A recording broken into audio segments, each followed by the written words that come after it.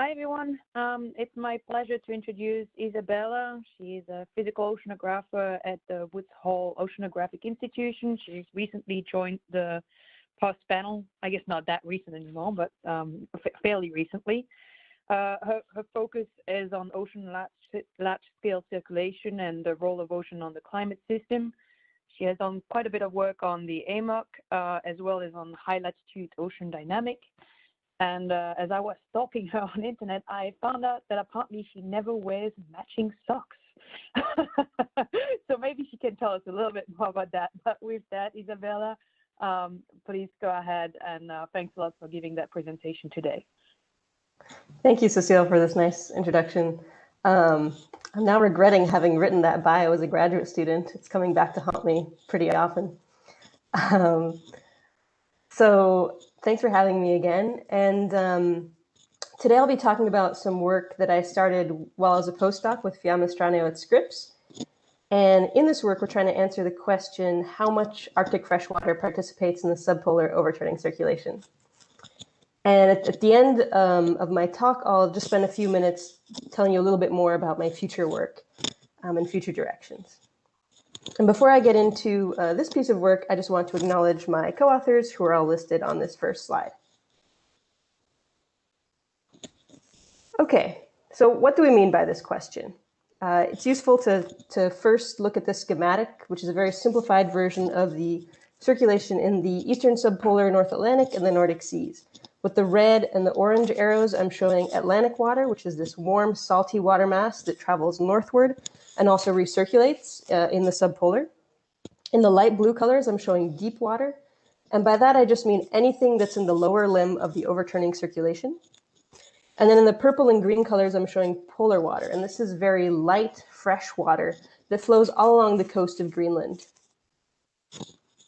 Now, we've known for some time now that deep waters are actually fresher than the Atlantic source, than these warm, salty Atlantic source waters. But it's unclear how much of this freshening is due to mixing with these polar waters that come through Fram Strait versus other freshwater sources, such as sea ice, melt from Greenland, or precipitation, for example. Okay, and the reason that we're interested in answering this question is that models predict increasing freshwater is going to impact the AMOC.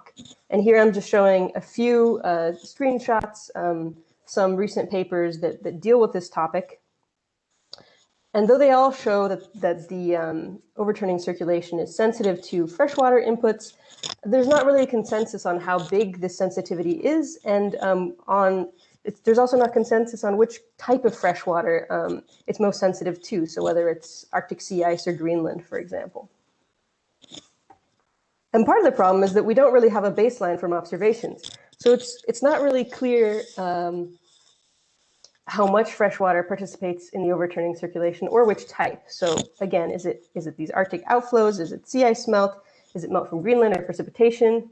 And so in this work, we're trying to answer these types of questions.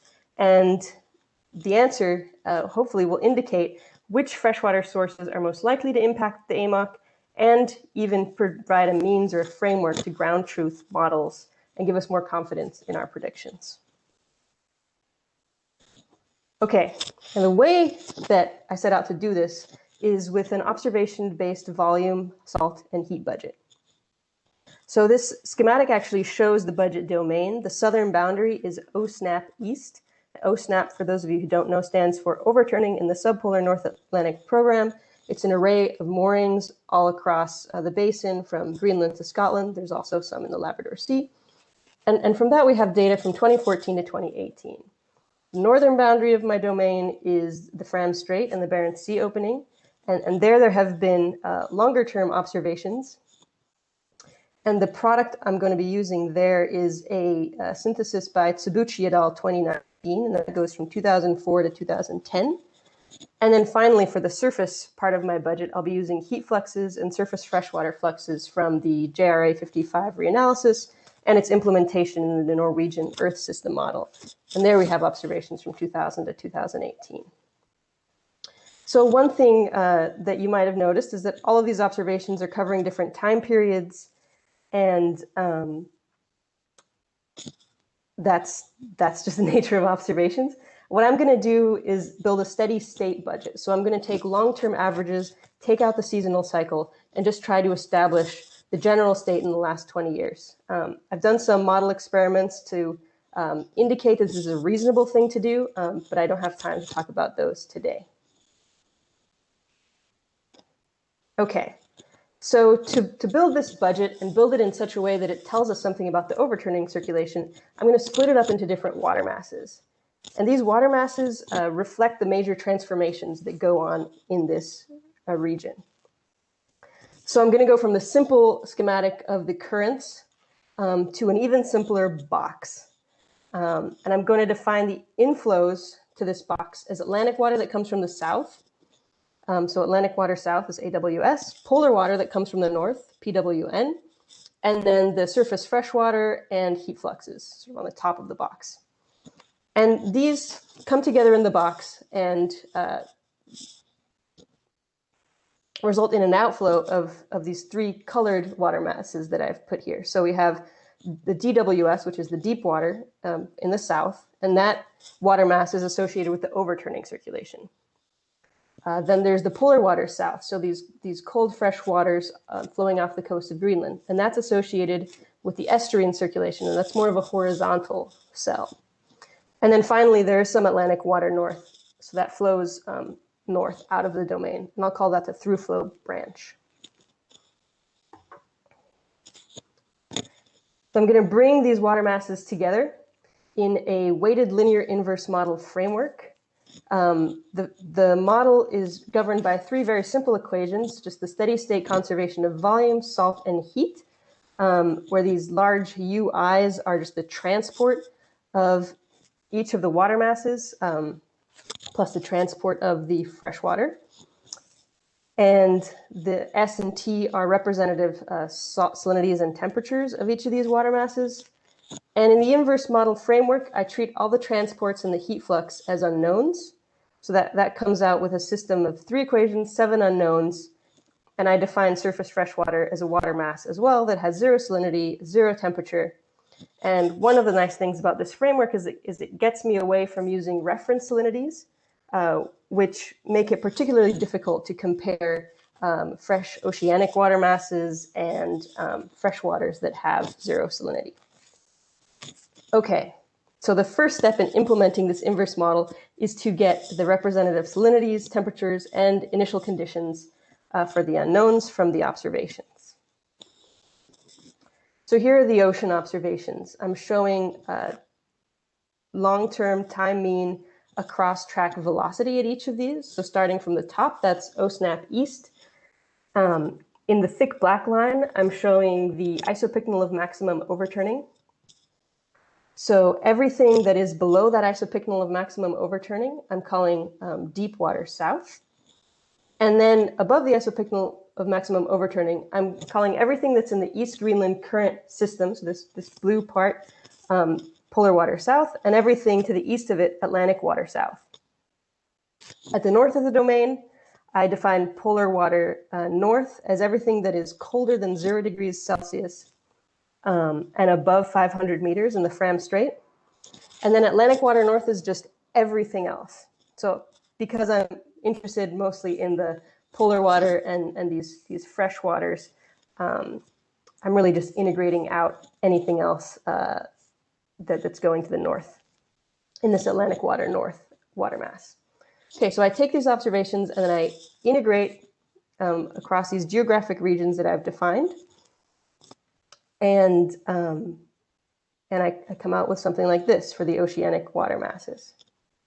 So on the left, I'm showing all of the water masses. The size of the circle represents the volume transport, which is also written on the slide. The black dots are the long-term means, and then the colorful dots are single year means, where I have full year observations. So focusing in on the southern boundary, you can see this transformation I was talking about, this warm, salty Atlantic water south that's in red, transform both to this colder and fresher deep water, which is also denser below this isopycnal maximum overturning, and then this estuarine transformation. So transformation to this cold and fresh water, which is so much fresher that it's actually about the same density as the Atlantic water that flows in. And just to remind you, these temperatures and salinities are really just representative of what salinity or temperature would this water mass have if it were a single water mass flowing with one set volume transport. So that's, for this Atlantic water north, for example, I get these strange warm temperatures, and that's just because I'm integrating over a lot of different water masses. It works a lot better, and it's much more representative for these water masses that I'm really interested in. So the water masses in the south, and then the polar water source from the north. Okay, and then the other two components of the budget are the surface freshwater and the heat fluxes. So from these reanalysis product, I get 100 millispherigips of surface freshwater, and that includes about 70 millispherigips of sea ice melt, 12 millispherigips of net precipitation, 5 millispherigips runoff from Greenland, and then a runoff from other rivers. And then I have negative 252 terawatts of heat loss over the region. Okay, so I can put these all together, and these form the initial conditions for my inverse modeled budget. And the next step is to run all of these numbers through the inverse model framework so that all of the volume, salt, and heat budgets close exactly, and then I can then start to tease apart which freshwaters are flowing into the lower limb of the overturning circulation. And this is what I come out with. So in all these colorful bars, I'm showing the initial conditions with a standard error, which is just a statistical standard error. And each of these bars represents one of the unknowns in my inverse model. All of the black points are the inverse model solution. And the first thing that you might notice is that the points actually correspond very well with the initial condition. With the exception maybe of this surface freshwater, you can hardly tell them apart. And what that indicates is that from our observations in reanalysis products, these budgets weren't that unrealistic. They weren't very far out of balance. Okay, and maybe a slightly more intuitive way to look at this, even though it has a lot more numbers in it, is to look at these boxes again. So I have my inverse model solution and then the initial conditions that we started out with. So the inverse model takes these initial conditions and adjusts everything so that the budgets all close. And in the initial conditions, there was too much volume, too much heat, too much salt flowing into the domain. And you can see from these numbers that one of the major adjustments is that the inflowing Atlantic water, we actually lose almost a spherigip of that coming in. And as I mentioned before, the surface freshwater, that increases by about 8 millisphergips. And these changes make sense, right? Because the Atlantic water south is very warm, salty, and there's a lot of it. So decreasing that will take care of our too much volume, heat, and salt flowing into the domain. All right. But what we really are interested in knowing is how much of these freshwaters, so the polar water north, which is the Arctic freshwater, and the surface freshwater, which is everything else, how are those split between the different circulation components? And I'm going to make an assumption, which is that the polar water north doesn't participate in this Atlantic water through flow limb, which is not really a focus of this study. And this is a pretty reasonable assumption given the geography of these flow patterns. So the first thing we can do with this new sort of set of equations is eliminate the Atlantic water through flow.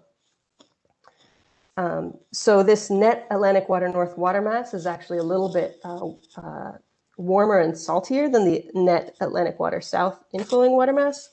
And this means we have to evaporate 9 millisphergips of fresh water from this branch. And so this leaves us with 117 millisphergips now of the surface freshwater fluxes for the other two components, the overturning and the estuarine circulation. Okay, so let's do a bit of a thought experiment first and assume that all of the polar waters stay in the estuarine circulation. So there's basically two ways for the Atlantic water south that's flowing in to get fresher. That's either by mixing with this fresh polar water from the north or from these surface freshwater fluxes. Let's assume that the overturning circulation in this case only is freshened by surface freshwater fluxes. How much would we need? So we can get an answer for that, 92 millisieverts. And everything that's left over makes the volume and salinity budget close for this estuarine component of the circulation. And we can place this into a parameter space. So here again, I'm showing the estuarine component of the circulation, the overturning component of the circulation. On the x-axis, I'm saying how much polar water north participates in each of these circulations. And then on the y-axis, I'm saying how much surface freshwater participates in these. And so in this thought experiment where I have 0 polar water participating in the overturning circulation, I get 92 millisieverts of surface freshwater. So that's where that point comes from. So I can do a thought experiment on the other end of the other extreme and say, what if all of the polar water from the north flowed into the overturning limb? Where does that put us in parameter space? So over here on the x-axis, we have 1.2, and then we only need about 38 millisieverts of surface freshwater flux. Of course, the reality is probably somewhere in between. So we can connect these dots and get a sense for the for how these freshwater sources might be split in general. And then we can go one step further and say, okay, we can get a bit of a sense for how much freshwater participates in the estuarine limb, for example, just looking at the geographic distribution of these. So this is again from JRA 55 and its implementation in the NORISM model. And just with these rough black lines that I've made here to separate a western and an eastern region, we come out with this 47% of the freshwaters participate in the estuarine circulation, and 53% are in the east participating in the other two components. And then we can take that 47%, draw this horizontal line here for the estuarine limb. It gives us 51 millisieverts participating in the estuarine limb, which leaves 0.6 spherogyps of the polar water north transport to participate in that limb. And the remaining will satisfy these conditions for the overturning limb. All right, so we've now come to an answer, right, for this question. How much Arctic freshwater participates in the subpolar overturning circulation? We can fill out these numbers in our decomposition, and the answer is that about half. So about half of the polar waters that flow through Fram Strait, plus a substantial portion of the surface freshwater fluxes that are over the Nordic seas and eastern subpolar gyre. And this is pretty much consistent with the literature.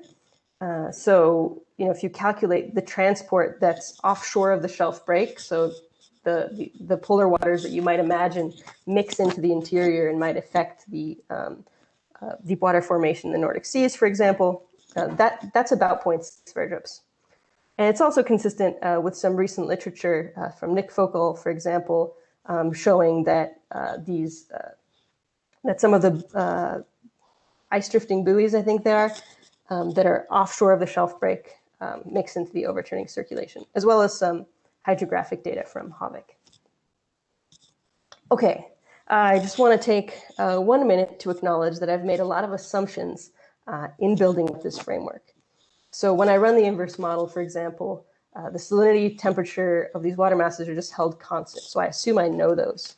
In reality, the measurements of our polar waters in particular are pretty uncertain because we can't measure year-round where there are icebergs. So we have to keep our instruments pretty far below the surface.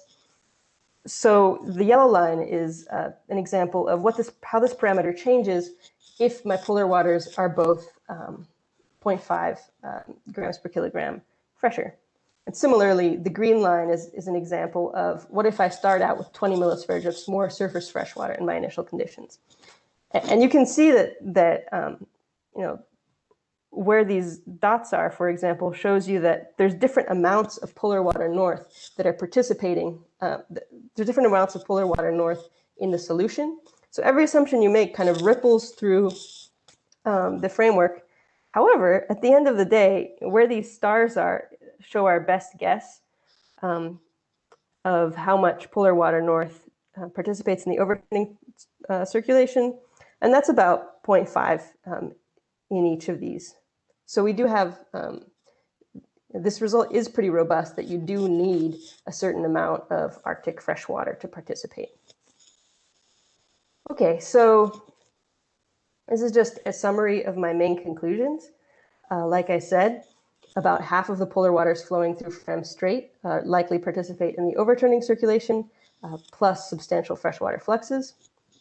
And what this means, sort of bringing us back to the motivation, is that Arctic freshwater release is more likely to impact overturning circulation than Greenland melt, for example, which is more likely to stay along the shelf and participate in this estuarine limb of the circulation. And I think this type of framework will only become more powerful as our observations become more complete. And it could be applied to compare models with observations. And I'll be submitting this work to the Journal of Physical Oceanography pretty soon. I just want to take maybe 2 minutes here to talk a little bit about my future work at WHOI and highlight the 3 main regions that I'm studying in my research. So the first is going from north to south, is the Beaufort Gyre, where I'm interested in looking at the connections of this really important freshwater reservoir and its connections with the North Atlantic. The second is continuing my work in the subpolar North Atlantic, looking at boundary current dynamics, how they relate to overturning, and the ventilation of deep water masses. And then finally, I have a project in the subtropical North Atlantic, trying to build a new AMOC data set based on the Line W moorings, Argo floats, and satellite observations. All right, so I'll put up my conclusion slide again and welcome any questions. Thank you. Thank you, Isabella. So I see a couple questions have popped up. Chris Pykuch, do you want to go ahead and ask your question? Yeah, sure. Izzy, thank you. That was an excellent talk, and I'm now understanding why you wanted to borrow my my Wunsch inverse methods book a while ago. I think it's great that, I mean, you kind of took my question towards the end with your uncertainty quantification. I like that you've looked at the sensitivity to an added 20 millisparedrips freshwater input. I'm wondering if you have a sense of how sensitive your results are to uncertainties in the heat flux, though. You know, there's, well, it's long been a hypothesis that the AMOC is sensitive to freshwater inputs, say, due to ice melt.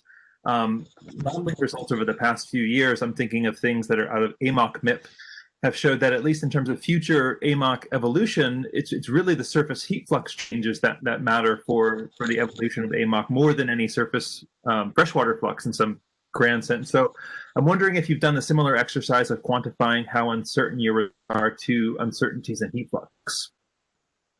Yeah, that's a great question. Good point.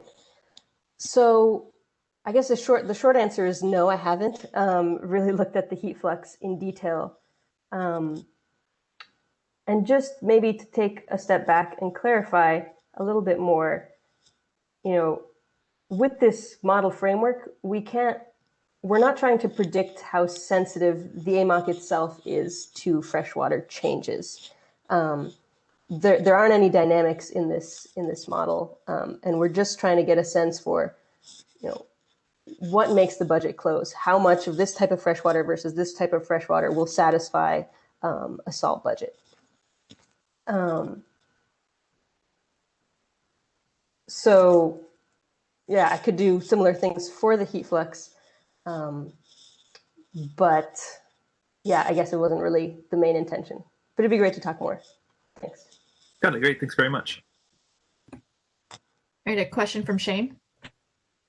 Hello, Isabella. Thank you very much for your very nice talk today.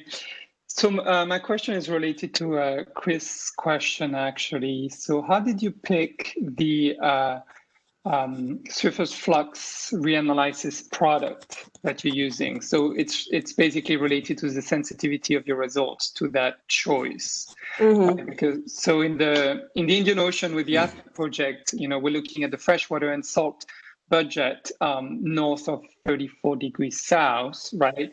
And so we're trying to understand if our results are able to tell us something about, the quality of the, surface flux products and see, is the basin evaporative, precipitative, etc. So I was wondering, how did you pick your own, the data set that you used? Yeah, thanks. And I probably should have put this slide up for Chris as well. I did compare the product that I used to a couple other ones. And I guess the bottom line is the heat flux doesn't change too much between products, although this isn't actually an apples to orange comparison. But the precipitation and evaporation in this region is extremely uncertain. I chose JRA 55 and its implementation in NORI-SM because I needed to know how much sea ice melted in the domain. At the end of the day, this probably doesn't matter too much because we have a good sense that everything that flows through Fram Strait melts. Pretty much everything melts before it reaches OSNAP. But yeah, I guess my main sensitivity test to this amount of fresh water that I put in is I did that because other products estimate a lot more precipitation.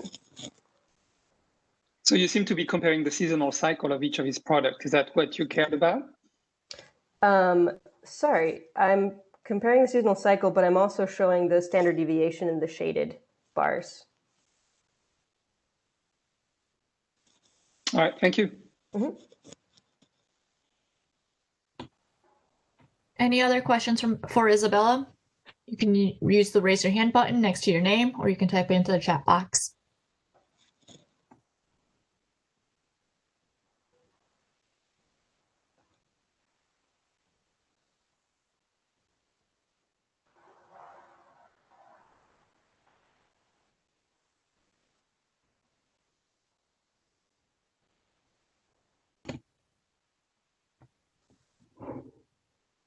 All right, I don't see any other questions. I'll give it a few more seconds. If there are none that come up, I think we will wrap it up here and give you guys a little 2 minutes back on your Thursday. So I want to thank you again, Isabela, for presenting today, and we're really looking forward to your contributions as a PAWS panel member. And then thank you for all the participants who are on the line today. The next PAWS panel webinar is scheduled for November 5th and will feature Allison Gray, who is another new PAWS panel member and assistant professor at the University of Washington. So we hope to see you all there. Thank you everyone for joining.